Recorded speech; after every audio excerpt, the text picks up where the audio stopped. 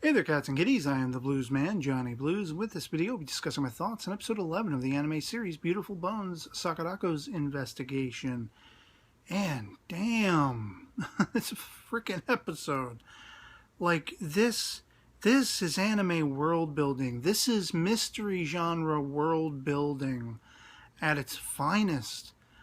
Because this episode, left, right, and center, every which way but loose, every other line of dialogue was mind-boggling, confusing, frustrating, mysterious, enigmatic, completely jaw-droppingly on the edge of my seat was I pitched throughout its entirety.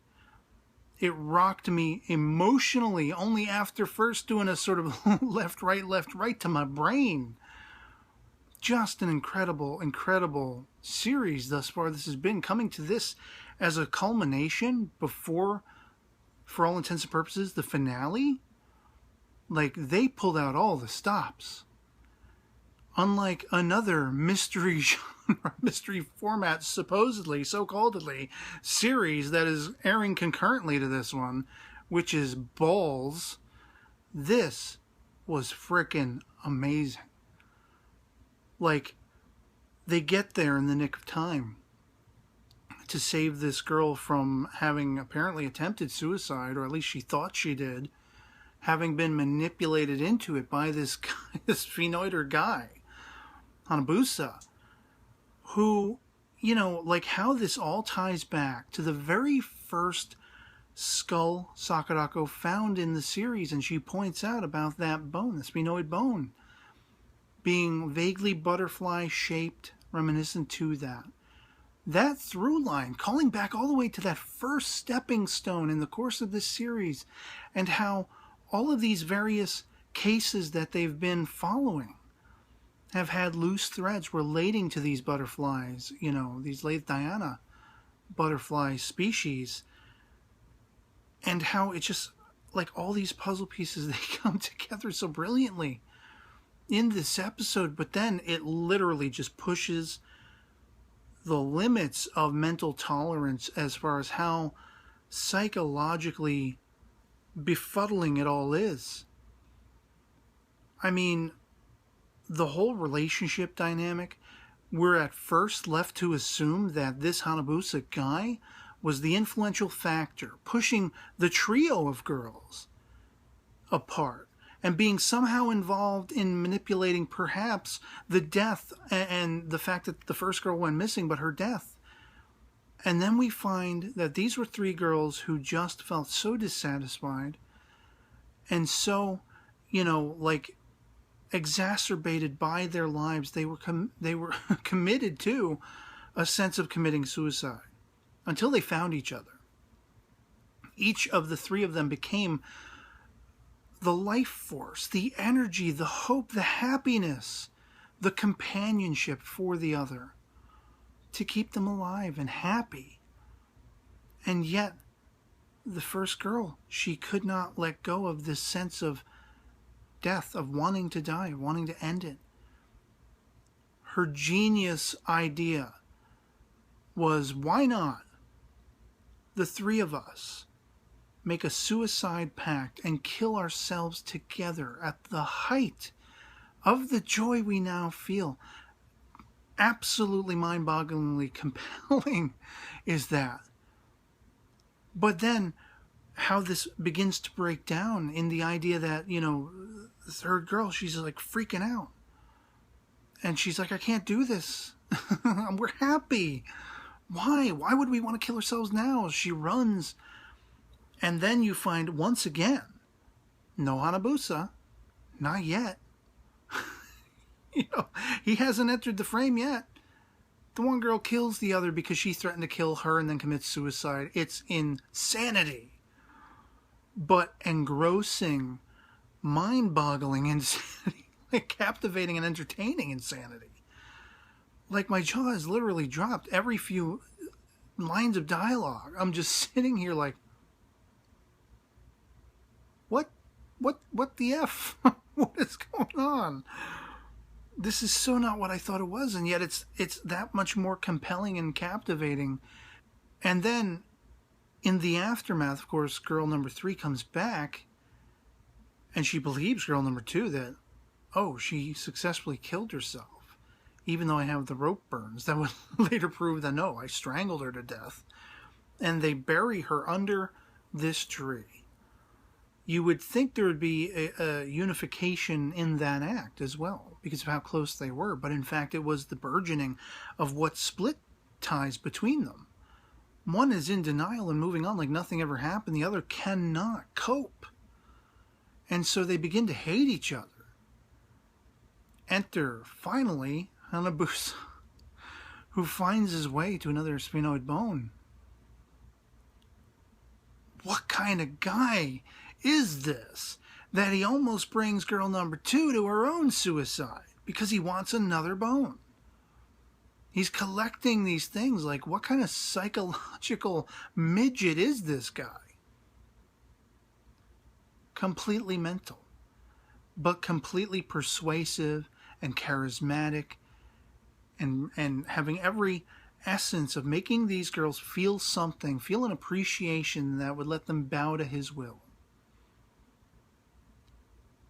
And a third girl who led them there almost went through with it. She was almost in the place of her friend, her former friend. Letting this guy carve butterfly wings into the flesh of her back. And her whole thing about, oh, he is perfect. He is an angel sent by God. Without even one disfiguring hair on the all of his body. Like, what? WTF. Wow, these girls were completely despaired. Wow, were they out of their frickin' minds. To succumb to, as Sakurako puts it, the sweet poison this guy is unleashing into their minds. And then you see just how much of a profound impact this is having on Mr. Sensei over here. Like, he's crawling down into the hole that they're digging, pawing at it with his hands, having a nervous breakdown of his own. Like, somehow he feels so pitched to responsibility for these girls' lives. It's really kind of not his responsibility, but I mean, I wish more human beings were like this guy, and that he'd be that moved, that shaken to his very core. I mean, he goes up and he tries to manhandle the one chick, like, trying to just find out how this could all have happened. How could he have been so misplaced in his view of them, and not seeing how inflicted with pain they were, how much pain they were enduring? He blames himself. And of course, Sakurako, being the dispassionate, very Sherlock-like character that she's been all through the course of this series, she's laughing. She's like giddy that everything has worked out. Hector has led her to the corpse. She's piecing it together. Sure enough, sure to her uncle's, hypothesis of there being someone deliberately in the background, manipulating these deaths to their fruition so he could get their hands on these sphenoid bones. And she's in utmost delight. And then she's backhandedly talking about Hanabusa to the point where she is about to get stabbed. And I was like, oh my God, like the complete thunderstruck revelation, like Sakurako just got stabbed. This has been my theory that her life was going to be put in jeopardy, and she had a sense that it was coming. But then, at the last second, no. Tatawaki got in the way of that frickin' blade, whatever it is, that carving implement. And he got it in the side. I'm like, they're killing Tatawaki. What the F? And then, again, the shock and bewilderment and delight as a viewer that the words that scream out from Sakurako's mouth is, "Don't die, Shotaro." She called him by his name, not her brother's name. The recognition in that moment, because one of the through lines of this series has been her constant calling back on the memory of her lost brother, and there being sort of a blind differentiation between Tatawaki and her brother because of their names being so similar. finally, she's over that hurdle. She calls him by his name. And as if the shock of all of this wasn't enough, because you're drawn into these characters, you care about them. When she is in the hospital and there's a sense of relief that we find out Tadawaki is not dead. He survived this attack. She's brought him the pudding he equated that his grandmother had before her passing. So you see the love there between them. Not like a romantic love, like a familial love. Brother, sister, guardian, companion, whatever you want to call it. And how heartbreaking it is as he's convalescing. How much he feels for her, how important she is to him. And she feels the very same way, enough to the point where she knows he's in danger. She could lose him at any minute, because Hanabusa is going to be aware of both of them being involved in all these cases at this point. And as Tatsuaki's crying with her words and her sentiments, I'm tearing up myself, because she doesn't want to risk his life anymore. He's that important to her. She wants to deal with the rest of this on her own and confront this guy and not have Tatsuaki being in danger any longer. So she says her goodbyes. She says, that's it. We're done. We can't be together anymore. And it's like, you think of, at least I did, being a comic book superhero fan. I think of all those times when, Superman is dealing with making this false identity of Clark Kent, or Spider-Man, Peter Parker, dealing with not being able to be happy and just be with MJ or be with Gwen Stacy. And in being with Gwen Stacy, he loses her and he then gets the blame for it. It's like all these tragedies that go back to mythological tragedies, and we're having that same kind of aesthetic unfold in this mystery anime series, where the person that makes you happy, the person that makes life bearable, you have to cut ties with because you're so afraid of losing them or being the cause for them being taken from you inadvertently because of other machinations going on. The raw emotion of that, the impact of that, I felt like I was gut punched, much as Tatsuaki must have felt. And that really foreboding sense, like, what's going to happen? This is like Luke going to confront Vader in Return of the Jedi. Is he going to survive it? Is Sakurako-san going to survive confronting, if she can in fact track down Hanabusa in this final leg of this journey? Is she going to survive it? What is going to happen? Like, oh my God,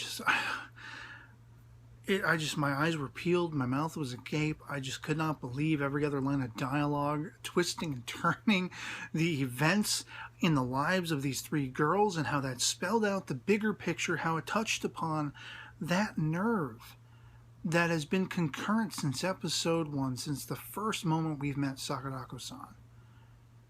And it all comes together in such an emotional, torrential, explosive event like this episode. All of these multi-tiers, multi-ties coming together and just being pitched to God only knows what. Like, damn. This is one hell of an episode. And yeah, I'd love to hear from you guys in the comments below.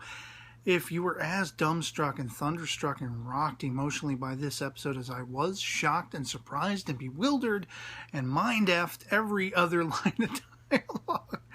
And if you were as invested as I was with it, because quite frankly, I mean, it's all subjective, to each their own in a bag of chips. The way I react to this particular episode and series overall might be completely different for you. I love having the conversation regardless of whether our POVs happen to agree or disagree.